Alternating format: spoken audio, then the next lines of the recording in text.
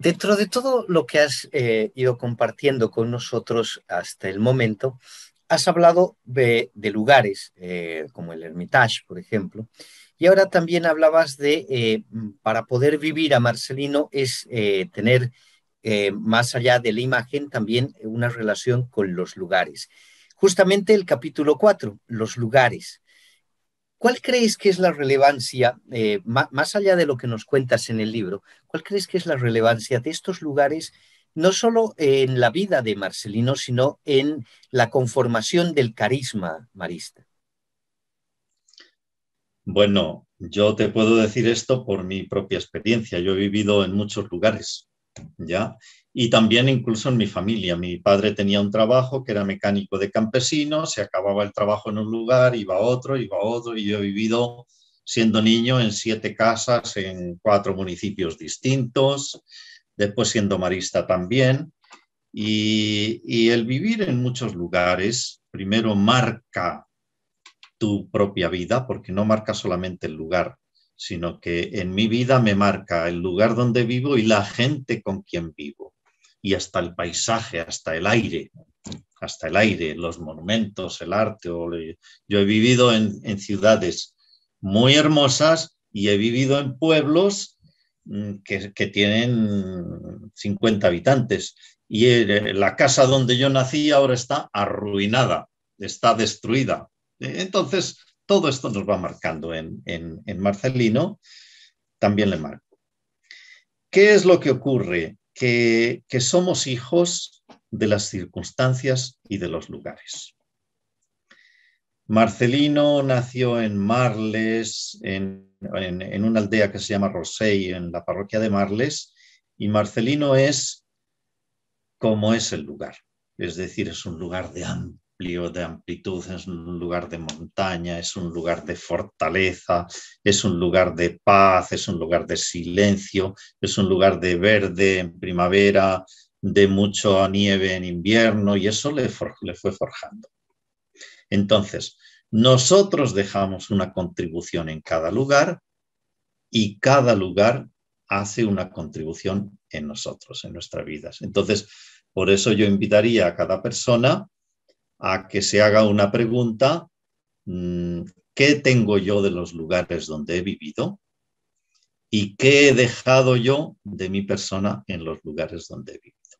Y que no ha vivido solamente en una casa toda su vida, bueno, pues algo tienes tú de esa casa y de ese lugar y de esas personas, ¿eh?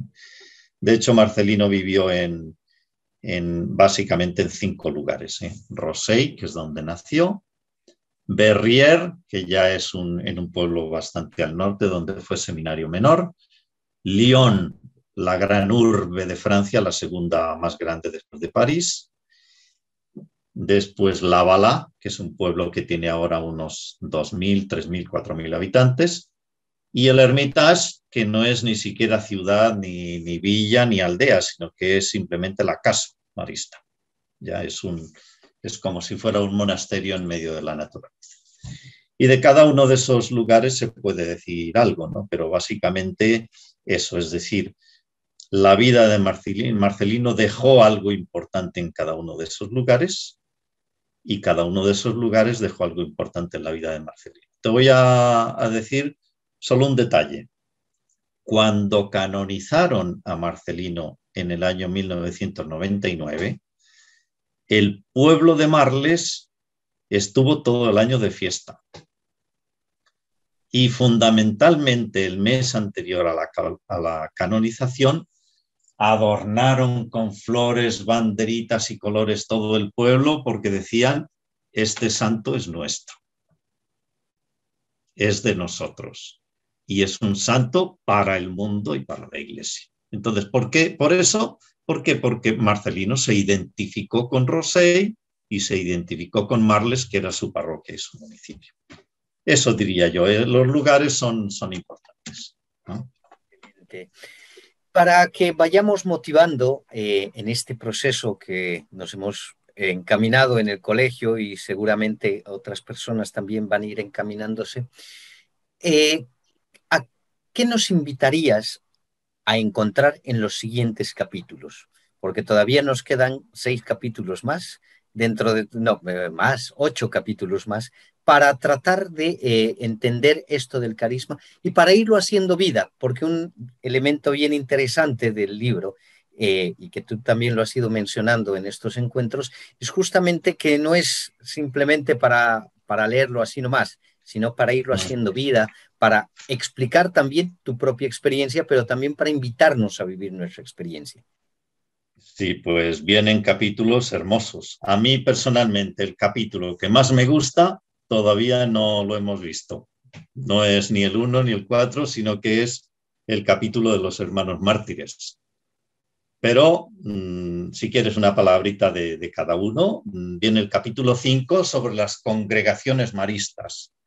Era la familia marista, ¿ya? La rama de marista, pero ahí hoy día quedan padres maristas, hermanas maristas y hermanas misioneras maristas. Pero resulta que ahí en ese momento hubo un movimiento de devoción y de deseos de hacer obras buenas que nacieron como 14, 15 o 16 obras, congregaciones maristas, para niños, para niñas, para mujeres, para hombres, contemplativas, de acción, de todo. Había como una especie incluso de infancia misionera marista. Es muy bonito ese capítulo. Después viene el capítulo 6, que es el capítulo de los primeros hermanos. Ese capítulo es encantador. Los primeros hermanos se emocionan por su sencillez, por su rudeza, eran muy ordinarios, gente de la tierra, pero justamente por eso tuvieron un gran éxito, porque la gente decía, son de los nuestros, conocemos sus orígenes, son como nosotros. Entonces, los hermanos eran tan sencillos que la gente los acogió. Y ahí, bueno, viene la vida de unos 5 o 6 hermanos. El capítulo 7 es sobre la identidad, misión y espíritu. Yo diría que ese capítulo resume lo central del carisma marista en lo que es el contenido. La misión que responde, o sea, la identidad que responde a quiénes somos. La misión que responde a qué hacemos, se refiere sobre todo a la educación, y el espíritu se refiere a cómo lo hacemos, con un amor a María, con sencillez, con amor al trabajo, con espíritu de familia. Ese capítulo es muy hermoso, muy bonito. El siguiente es un capítulo que habla de una línea histórica, es decir, la historia de la congregación. La historia de la congregación es apasionante. Es una historia, bueno, como la historia del mundo. La congregación marista ha vivido guerras, ha vivido expulsiones, ha vivido fundaciones, en un país y a los pocos años tener etcétera. Hemos tenido hermanos soldados que han sido obligados a ir a la guerra, hemos tenido hermanos mártires, fundaciones, bueno, de todo. Hemos tenido hermanos indóciles a las leyes de los países, porque no han querido ir a la guerra, por ejemplo. Hemos tenido, bueno, hermanos que han luchado por la educación, hermanos que han sobresalido. Bueno, esa es la historia. La historia es apasionante y se podrían contar muchas cosas. El siguiente capítulo, el 9, es un capítulo de los hermanos mártires. Yo cuando hablo a veces en las congregaciones de hermanos, algún religioso me ha preguntado, ¿cuántos hermanos mártires tienen ustedes los maristas? Yo le digo, tenemos más de 200. Y alguno me ha dicho, y nosotros no tenemos ninguno. Es decir, en el fondo, nadie desea ser mártir. Nos da mucha tristeza cuando un hermano es asesinado. Pero, sin embargo, eso, ¿qué significa, Rodrigo? Eso significa que ha habido hermanos maristas que han vivido su compromiso hasta el final. Y además por amor y cumpliendo. Y eso yo lo sé porque he hecho un estudio muy bonito de los hermanos maristas. Los hermanos maristas tenemos 204 hermanos y mártires y 36 laicos o postulantes mártires también. Pero ¿por qué se dice y un sacerdote mártir? ¿Por qué? Porque ese sacerdote, por ejemplo, era capellán de los hermanos maristas y del colegio marista y nunca quiso abandonar a sus alumnos y a sus hermanos y murió asesinado con los hermanos. Entonces, bueno, de esto yo tengo historias, podría contarte mil historias. Y después ya quedan los dos últimos capítulos, que es un capítulo de las realidades maristas de hoy. Hay muchas realidades encantadoras de la congregación marista. Estamos en 81 países, 22 provincias.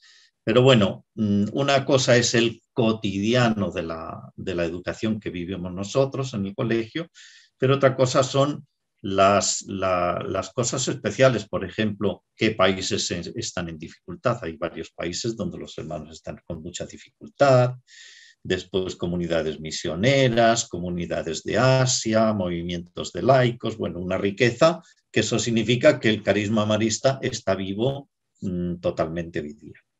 Y finalmente, pues el último capítulo es sobre los desafíos de la educación marista hoy. Los desafíos están dados fundamentalmente por el último capítulo general en 2017 y ahora ya casi este libro se quedó un poco atrasadito porque ahora hemos tenido el capítulo provincial y el capítulo provincial ha dado unas líneas maestras para los próximos años en Bolivia, Chile y Perú. Y finalmente termina el libro haciendo que el carisma marista sea un proyecto de vida para mí. Es decir, Rodrigo, que quedan capítulos apasionantes, muy bonitos y bueno, si lo queremos vivir con alegría, pues leerlos y profundizarlos. Excelente, gracias Isidro. Como ven, espero que todos estén apasionándose de buena manera, porque nos queda todavía mucha amiga que trabajar en este proceso y vean la pasión con la que Isidro nos lo va contando. Yo no te voy a negar que en todos estos capítulos he estado bastante entusiasmado por el modo en el que lo transmites, que intuyo también es parte de una de las invitaciones más grandes que podemos tener, no solo como educadores maristas, sino como personas de bien que queremos ser, a apasionarnos con las cosas. Entonces, continuaremos en estos espacios, en estas entregas, y gracias Isidro por animarte a estos modos, a estas maneras, que intuyo que Marcelino, si estuviera ahora, aprovecharía enormemente. Eso es. Pues sí, ningún problema y vamos a seguir explicando. Así que muchas gracias y nos veremos con los otros capítulos también. Excelente, gracias Isidro.